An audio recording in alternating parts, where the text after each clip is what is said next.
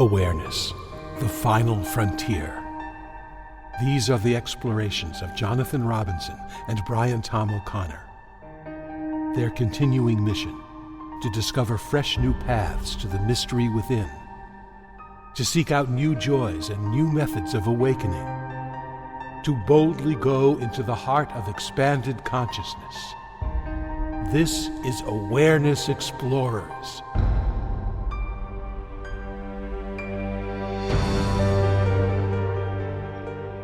And it's another episode of Awareness Explorers. Welcome. Thank you for joining us, the exploratory family. I'm Jonathan Robinson, and I'm here with my trusty co-host, Brian Tom O'Connor. And the topic today is the voice in your head. What is it? What can we do about it? What does it all mean? What does it mean to you, Brian? The voice in your head? Well, it depends on whether I'm listening to it or not. I think ultimately it doesn't mean anything. It's not me, and I don't really create it or control it.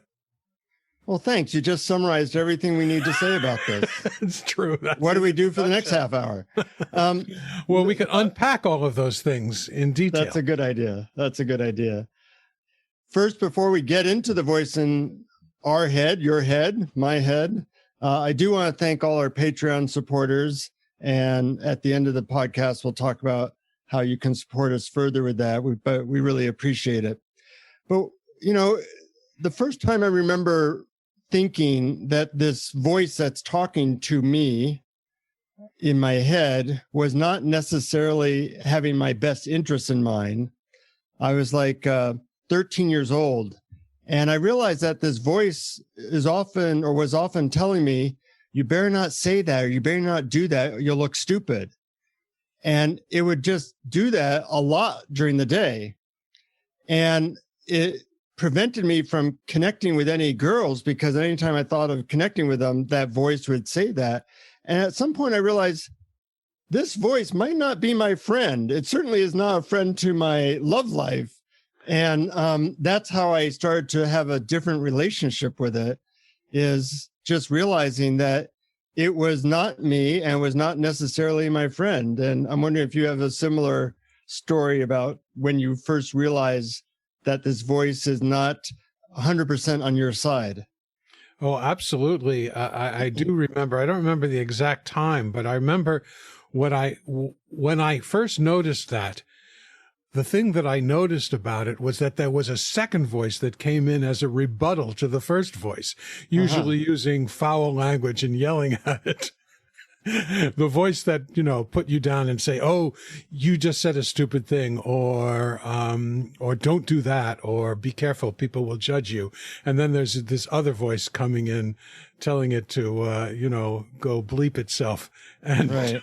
and I thought, wait a minute, What's going on? Are either of those helpful to me? Are either of those useful? Do either of those have my best interests at heart? I believe ultimately they do, just not, or they think they do, but they're mistaken. Right. And so it'd be more accurate to say not the voice in our head, the voices in our head. That's right. Of which there's an entire rambunctious committee, and they are often arguing with each other.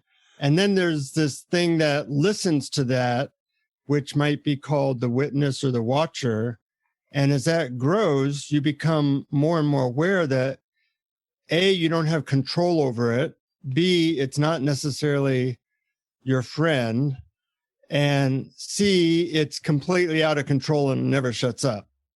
Right. And not only that, but, I think you summarized it very well when you talked about that there's a witness or the watcher, or we can say pure awareness, what's aware of the voice in your head. It doesn't go away even when the voice is going crazy. And that's really important to know, because we think it does. Yeah. We lose connection to it, or we stop noticing it. One question is, what is the purpose of all this self-talk, and where does it come from? Most people's relationship with it is if it is them. So if it is you, you don't kind of dissect it or deconstruct it. But once you realize that it's not you and it may not have your best interest in mind, you start to wonder, well, as a psychotherapist, I can say, well, a lot of it came from certain incidents in my childhood, or it came from my DNA or something like that. But a lot of it is very impersonal. It's not me deciding I will think this. It just comes out of the void. It does whatever it does. And then I identify and attach my identity to it, which is really kind of strange because in a certain way, it has nothing to do with the me in this moment. That's absolutely right. And you make a good point that it sort of comes out of the void. I mean, if we chose what that voice in our head says, would we ever choose the awful things that it says about us? No.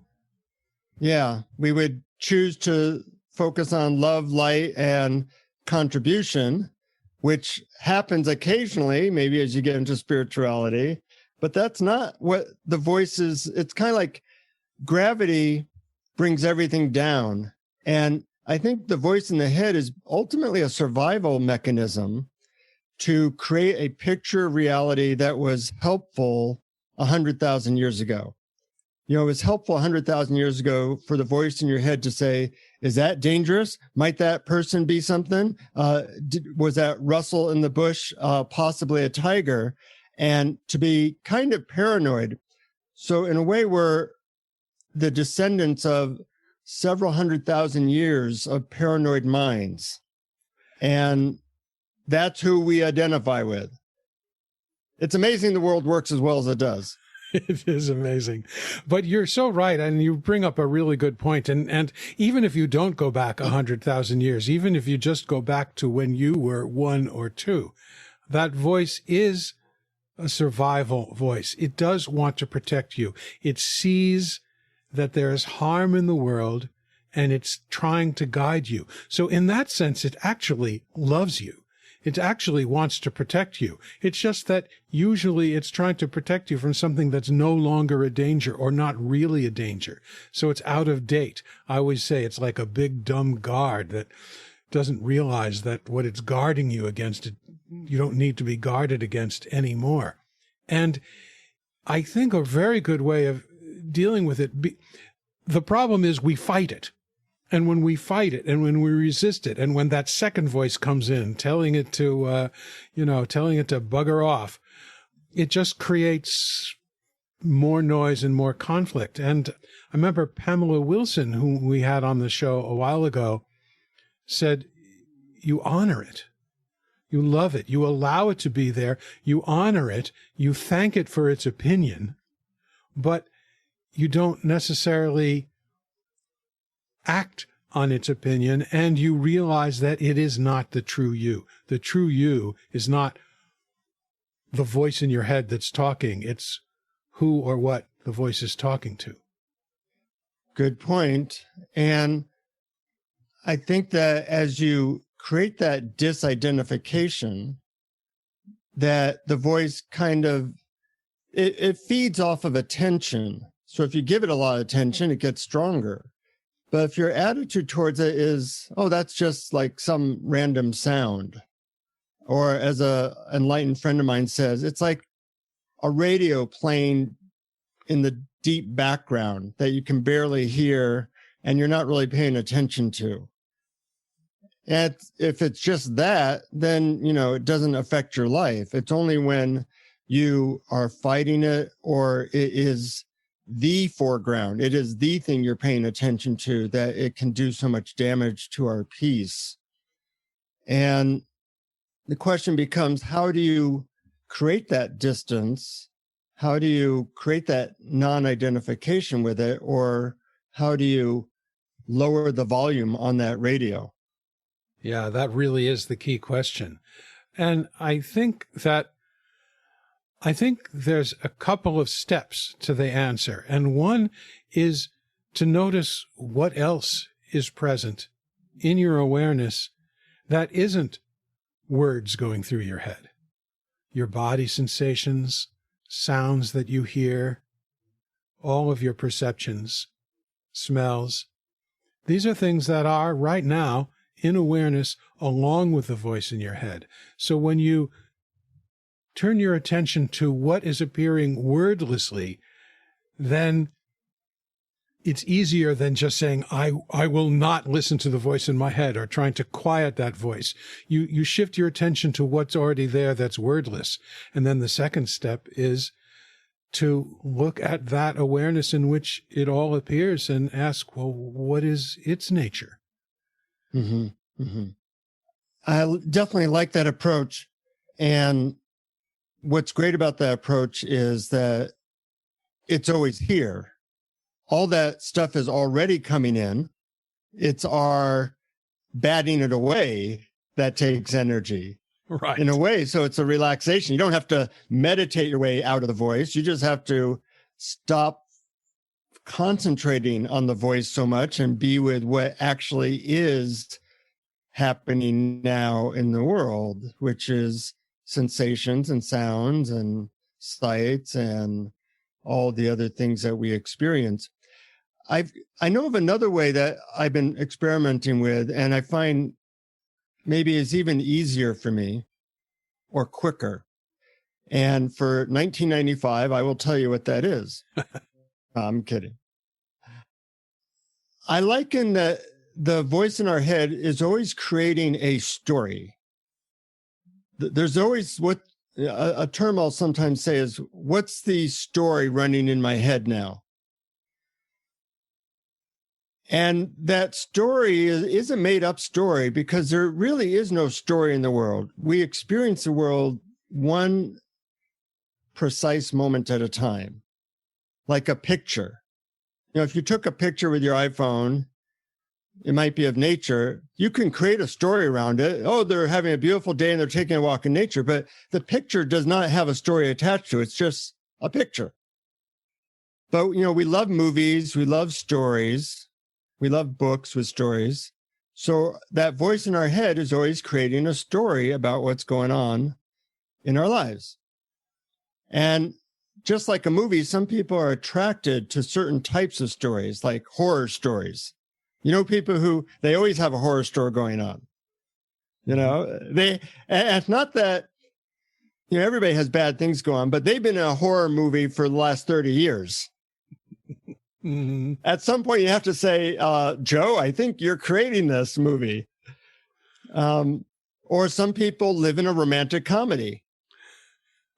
It's always, we're trying to do this and we're having this wonderful experience or not having this wonderful experience. But it's all based on, no matter what's going on in their life, the main story is a romantic comedy. And some people, it's a drama. Some people, it's a thriller. And what's funny is none of that's going on. That's all made up in our head.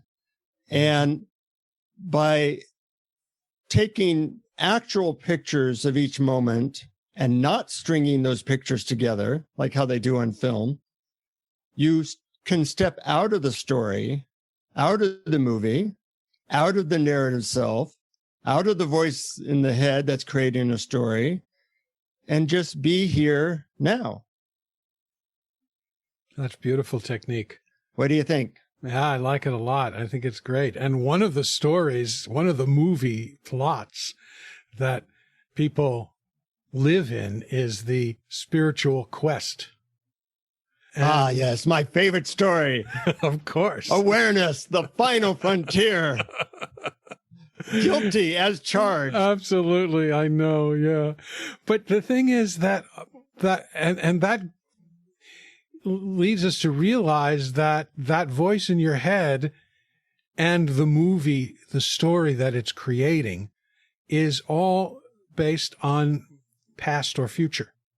And so your antidote of the present moment is absolutely key. It's like the voice in your head creates a virtual reality. It's like you put this headset on and all of a sudden you're in this whole other world that is not really happening now. And real reality is simply this unique present moment, which is all there is, all there can ever be, and in a sense, who you really are.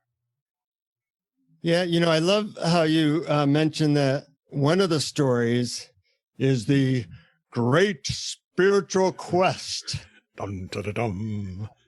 And how subtle that is for a lot of us spiritual seekers, because we like to create this sense of self-importance that I'm a spiritual seeker, questing, and I'm moving up the spiritual step ladder. And it's been many decades, and I'm putting in my time, and I'm going to be the hero of this quest. And someday, baby, someday. And all of that is still a story that keeps you from this moment. That's absolutely right. So true. And it's so paradoxical, this beautiful experience that we all wish we will have, this enlightening moment, this awakening in our minds is all something that's going to happen in the future. And which means that if it is always going to happen in the future, it's never going to happen to us. Exactly. It's never going to happen if it's always and forever in the future. But everything that we think we want to have in that future experience is here now, just waiting for us to notice it. Yeah. Bliss, joy, acceptance, peace, contentment, however you want to describe it. But sometimes the now is not that. Sometimes the now is frustrating, annoying, all those things. So it's really our relationship to the emotions and voice in our head that is the key. If your relationship to that is you, then you have a very limited reality. If your relationship to it is that is what's arising in a greater field of awareness, then you're free. And so it's all about relationship. And when you can say, okay, the story I'm running now in my head is, that moves you back from being totally identified and changes your relationship. And I like to tell people a mantra that I use is, right now is the single most important moment of my life. And it's an interesting statement because we never think that, really, most of us. But what other moment? I mean, this is you're in this moment. It is the most important moment of your life. And separate from even any story that you're learning good stuff or you're going to do something important today. No, right this second, because you're in this moment, is the most important moment. And your relationship with this moment is the most important relationship in your life. Yes, that's true. And in fact, this moment is the only moment that is. Try telling that to the voice in my head. Well, when you say sometimes in this moment things are not peaceful, calm, and happiness and bliss, that may be true, but only in the story. Yeah. Not in reality, only in the story. And the story is there to make a distinction between what you want to have happen and what is really happening. I like to think, like, in a way, we have 2 or 3 television stations to tune into. One station, channel 2, is pure action, drama, romantic comedy, horror stories, the whole TV scenario. That's always on that channel. Then there's channel 1, which is the awareness channel, in which it's all one thing coming out of the void. It's all interconnected. We are part of it. And it's always peaceful on that channel. And it's great to have more than one channel, because sometimes channel 2 really sucks, and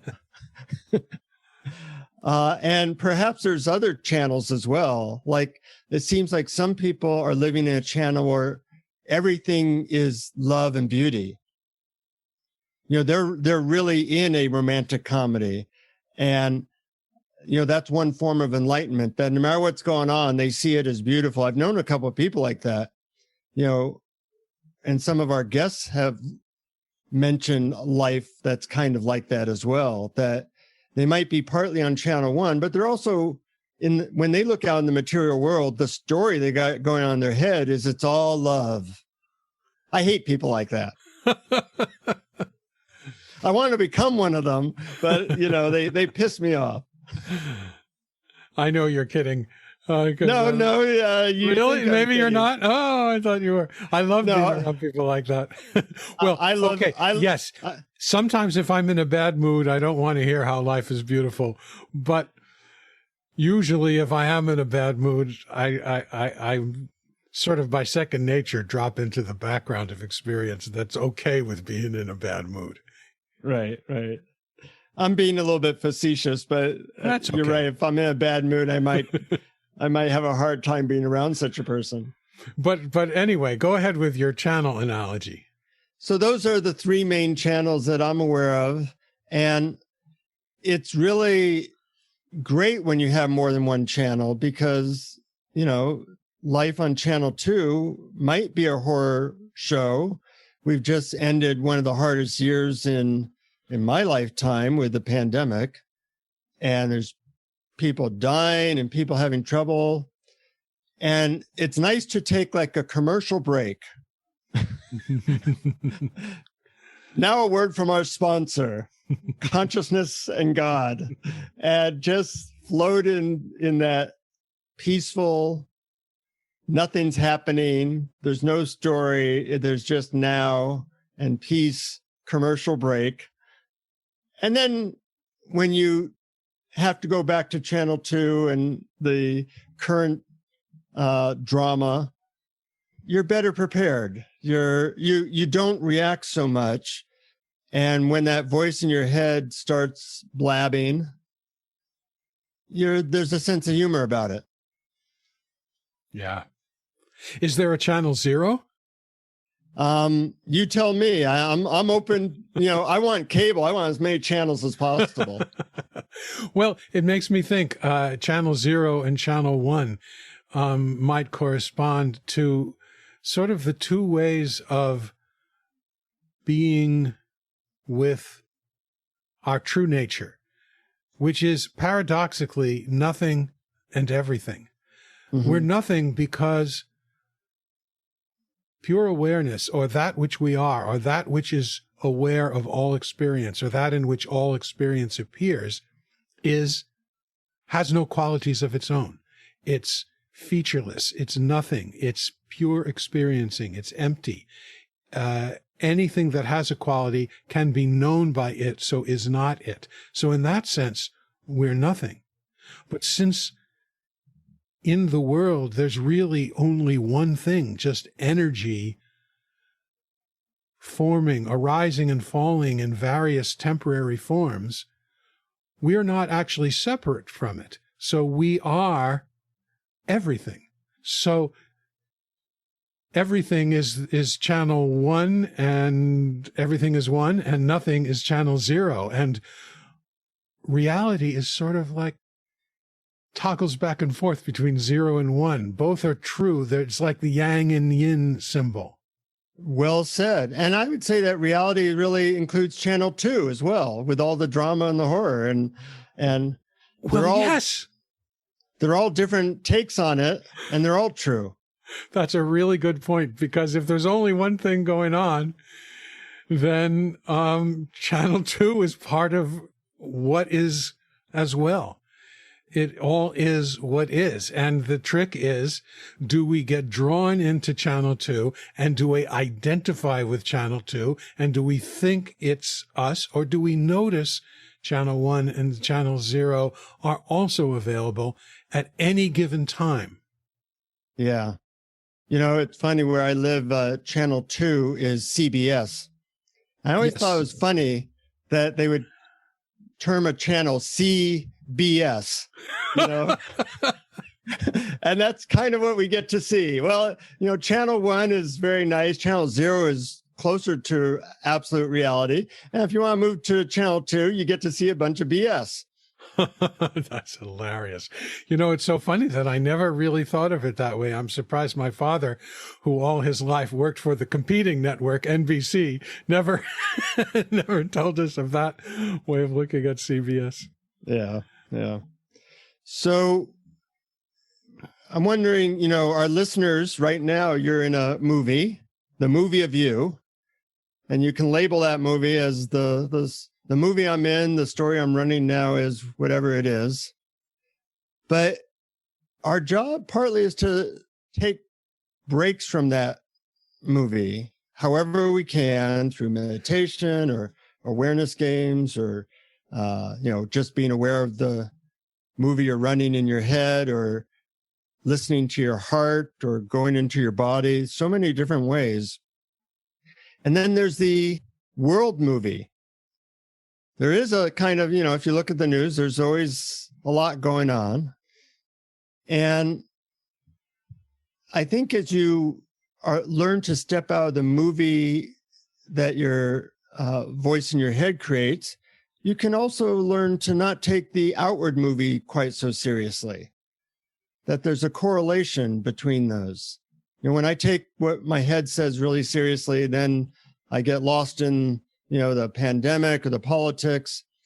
And some of the ways to best not be so impacted by that is the same way I'm not so impacted by the voice in my head. Yeah, absolutely right. Those both vie for our attention. They say, pay attention to me. I'm what's important.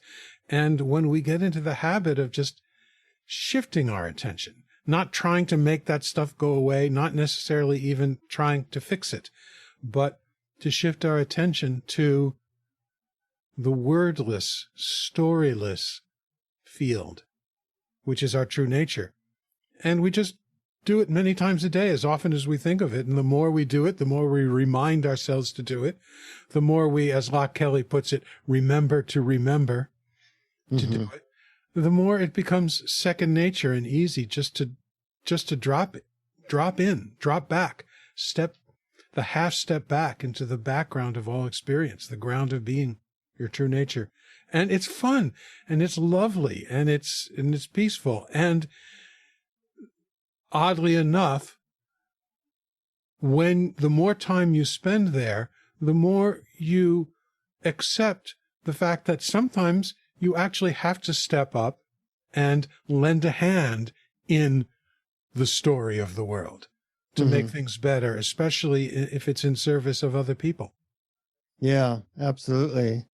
You know, one of the tools we have to create sanity and to remember the wordless isness of now is connecting with other people who are into it, because that's the antidote story.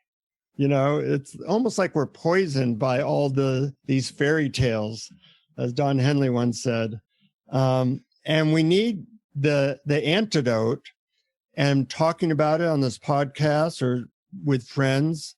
That's, you know, we obviously want to grow our audience, but I also think that the way to create sanity now is that you have more people who you can share this information with, because, you know, I look forward to these sessions with you, Brian, because it's kind of like talking ourselves out of a tree and into sanity. Yes, it does feel like that. And, you know, we have now a bunch of supporters on this thing called Patreon, patreon.com/awareness explorers. And people donate like $1 a month or sometimes more. And, you know, it helps to pay for the podcast. But besides that, I feel like it feels really good when people do that, because I feel like they are recognizing that they're getting fed by this other world, and that we all can kind of feed that sanity, whether it's through supporting our podcast or whatever you do. It's a way of tipping the scales more in the favor of sanity, because it's kind of like, with media and the voice in our head and everything, there's a million pounds on this world of story and drama. And whatever you can do, whether it be tell your friends about this podcast or explore topics on your own or support us on Patreon or whatever it is, it's kind of like a little weight on the scale of let's bring it back to reality is really peaceful. It's here, it's now, and we need to invest in that world as well. Mm-hmm. Reading a book about it, whatever it takes, it's all helping to tilt the scales more towards this world that does not have does not have a big promoter on it. God does not hire promoters, but we still need to make sure that we're attending to that world, and every little step helps. And what you said about community is so true. I'm a member of a few different meetup groups. And when we get together, in this day and age, it's virtually, although it used to be in person. I am always amazed by the collective wisdom of my friends in these groups, and how we support each other, how we try out our ideas and toss them around with each other, and how we collectively shift our attention, how we collectively help each other to look inside. And not only that, there's a strange sort of energy to it. And, I know energy is a kind of a vague term, a vague... Wait. There's a miracle happening now. Brian is talking about vague energy. A believer. It finally happened. But there is something happens when several people are in the room together. There is an energy, and sometimes it's not good energy, and sometimes it's wonderful, healing, nurturing energy. And yeah, I don't really know how to define it, what I mean by energy, except that I can sense it, I can feel it. I totally agree. There's a field effect. Hey, Jesus said when two or more are gathered, something else he said at the end of that sentence, but it's definitely there. And hopefully our listeners can feel into that on our podcast, because we feel it. Yeah. Any last words about the voice in your head before you try to eliminate it through one of your wonderful guided meditations? The voice in your head. Well, I think the only question that we haven't asked is, well, maybe we did, but does it tell the truth? And what if it doesn't? Yeah. What if nothing it tells us is actually true? Well, I like Byron Katie's first question. Is it true? And if you just ask that, a lot of the times you'll go, nah, Right. But it's not always that. The problem is it's not always wrong. It's just wrong a lot of the time. And it's up to us, up to maybe our intuition or quieting our mind when we can say, yeah, that's true. That isn't true. And it goes back to what's our relationship with it. A lot of people, the default relationship is thinking that everything it says it's true. But if you look back on your life and you see how many times it was wrong, then you start to get a little bit suspicious that it might only be right 50% of the time. Right. So just asking the question is worthwhile, whether it's true or not. And the other thing that asking the question does is it brings you closer to realizing that you're the witness, you're the hearer, you're what is aware of the voice. You're not the voice. Mm-hmm. Yeah, the voice doesn't want to lose out on its audience, so it generally does not point you to the witness. Right. That's a really good point. Knowing that that the voice in your head is not necessarily pointing you in the right direction, unless, of course, the voice in your head is saying, now, just relax and shift your attention from the content of awareness to awareness itself. Then maybe if it's saying that, maybe it is pointing you in the right direction. That's true. And one of the great things about guided meditations is you're kind of letting the voice in your head quiet while you listen to the voice outside of your head that can point you to that quietness. It's kind of like taking a 10-minute vacation, and by listening to this guided meditation, it can get you to a place where you are in an expanded state of consciousness, which is one of the wonders of guided meditations. And I don't know, we have like 40 of them on our website now. They're all free. And I think a lot of them are really fantastic, if I say so myself. I like them. I like them too. There's probably, who knows, there's probably closer to 70 since we have almost one every episode. Once in a while, we'll have a guest who doesn't do one. But, and I think, I don't know what we're up to now, 74 episode, something like that. But and anyway. Soon, about 70 different guided meditations. One is going to happen very soon, if I'm not mistaken. Sure, I might as well dive into it now. Great. Okay, here we go. First, close your eyes, unless you're driving or walking, and take an easy, deep breath and relax.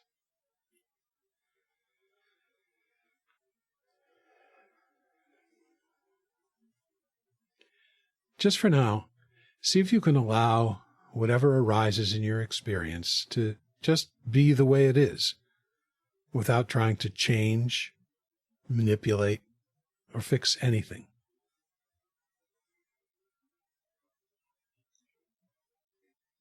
And that includes how your body feels inside and out. Just let it feel the way it does right now. And that includes whatever emotions you may or may not be feeling. Just allow yourself to feel the way you do right now.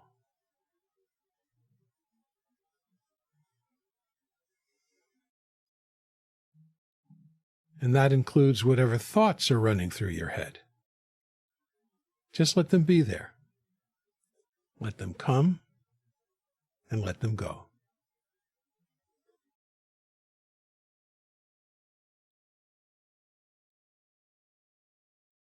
Ask yourself, am I deciding what thoughts appear, or are they just popping up all by themselves?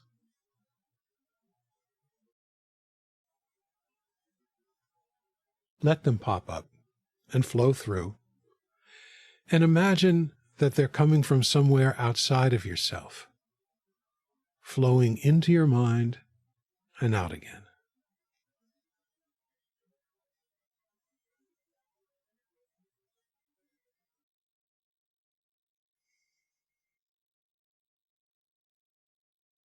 Now turn your attention to whatever sounds are appearing right now. Maybe the hum of a radiator, or wind, or traffic.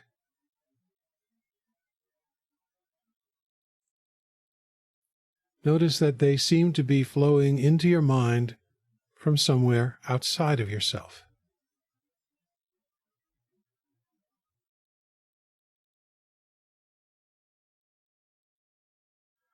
Now turn your attention back to the voice in your head. I'll be quiet for a few moments so you can listen to it talking.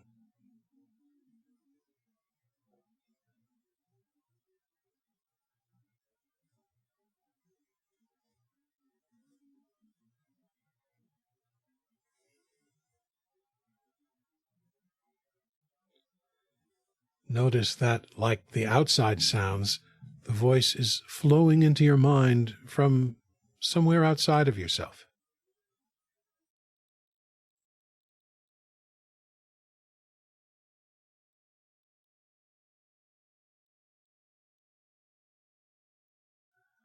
As you listen to the voice, ask yourself, Who is it talking to?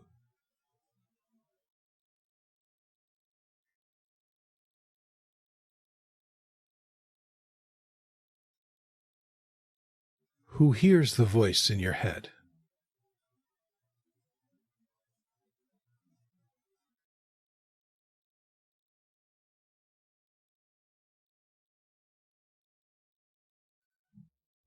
If your answer is, I do, then notice that the I who hears your voice isn't the voice.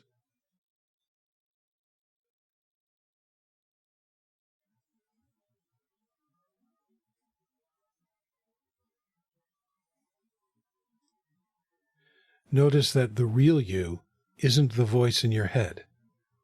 The real you is the one who hears the voice.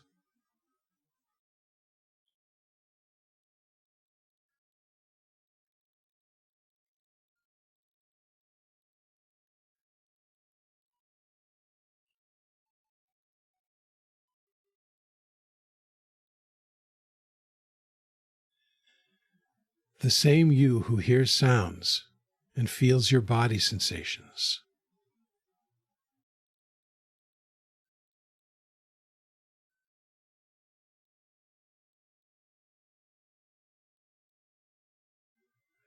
The clear, open field of awareness that has no qualities of its own because all qualities appear in it, in you.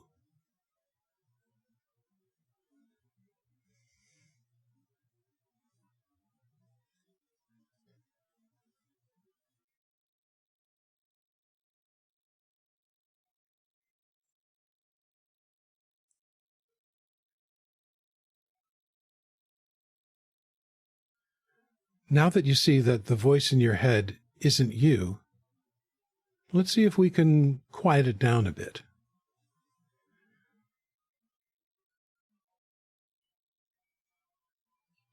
Let's experiment with wordlessness. Start by noticing everything that appears in awareness, but without words attached to it. Sounds, sensations, smells, perceptions.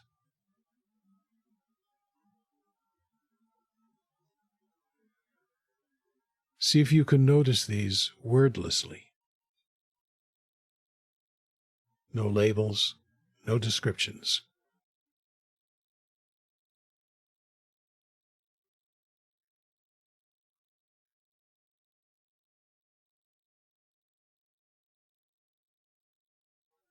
If words pop up, trying to label your sensations or sounds, simply ignore them by turning your attention back to the pure sensation or the pure sound as it appears within you, awareness. I'll be quiet for a while and see if you can experience your experience wordlessly.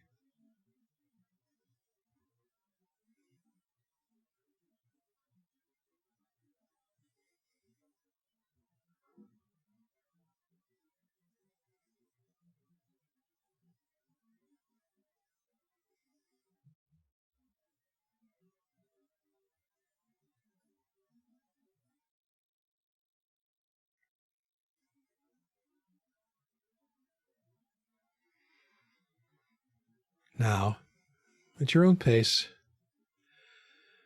take another easy, deep breath and slowly open your eyes.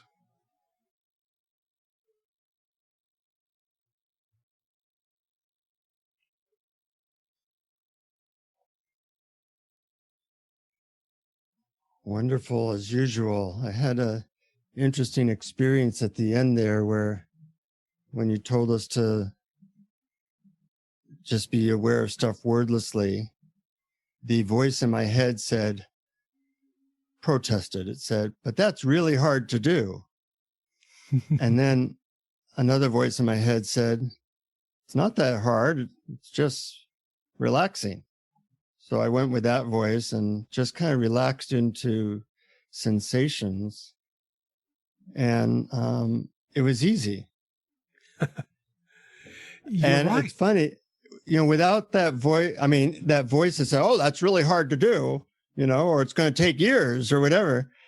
How I've believed that voice in many times, but since I didn't believe it this time, it was just very easy to go into a wordless place that was beautiful, and that's our nature. So it shouldn't be that hard.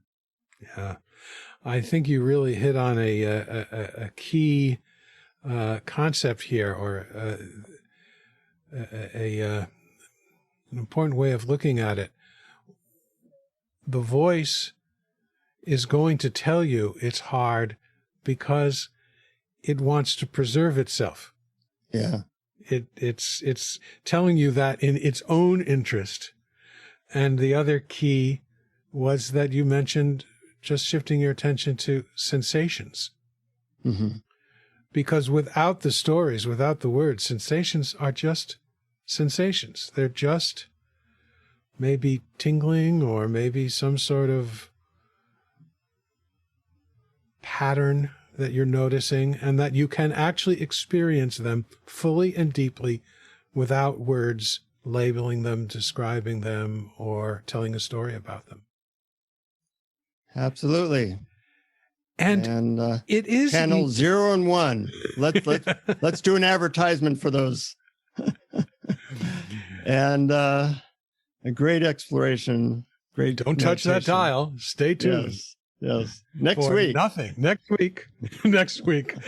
week, channel 2. Right now, channel 1. Forever, absolutely. Channel 0.